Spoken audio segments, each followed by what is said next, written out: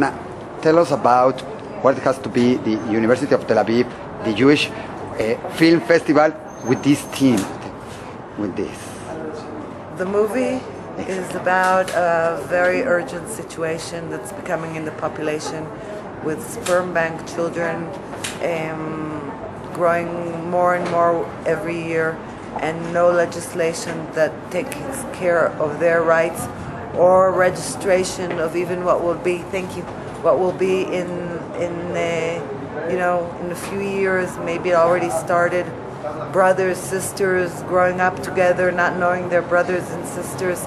It's so many easy things that you can do, from just having anonymous donors to the last stage of being not anonymous, that it should be taken into consideration, and it's not today.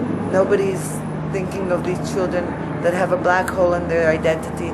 It's psychological, it's also medical history, things that are hereditary. They know nothing, and I think it's a situation that should be taken into account and legislated in Israel and in Mexico as well. There are countries in the world that have already done it, because there's a big movement of children's rights that takes this into account, and nobody's doing anything about it.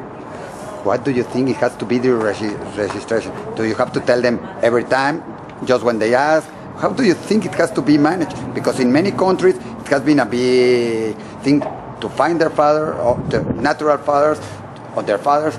How do you think? It starts from very simple things. In Israel, for instance, there's not a certain number for every donor. If you have a number, then the child even has a number, okay? Then if he meets another child, he can say, just look it up. They don't have to go to have a blood test before they go to bed together. They just even look at the number.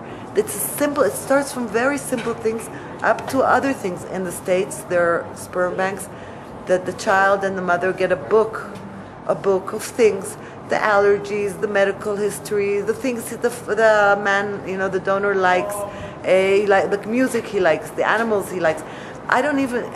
Different things that give the child a picture of who his father or his, the man that gave birth to him, that's responsible for 50% of his genetic background, to know just as much as possible about him, or to have different kinds of, a mother can choose if she wants different kinds. In the States, there are sperm banks that give you the choice of having anonymous, not anonymous, something in the middle. But it's legislated, it's registered, it's organized. This is today like a wild industry that has become, making lots of money for sperm banks, for the hospitals, for the clinics, and nobody taking into account all the, everything that can happen.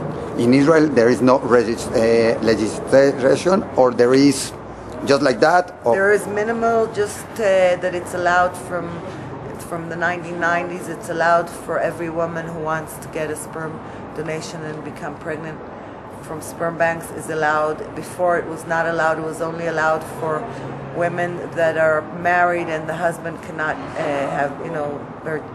is not fertile. So this has become legislated in a way that you can, but there is no, they don't tell you how many, they have a recommendation, but a man can come and donate. We've spoken, when we were making the movie, to donors who have donated every week for 3, 4, 5, 7 years. So count how many children they have.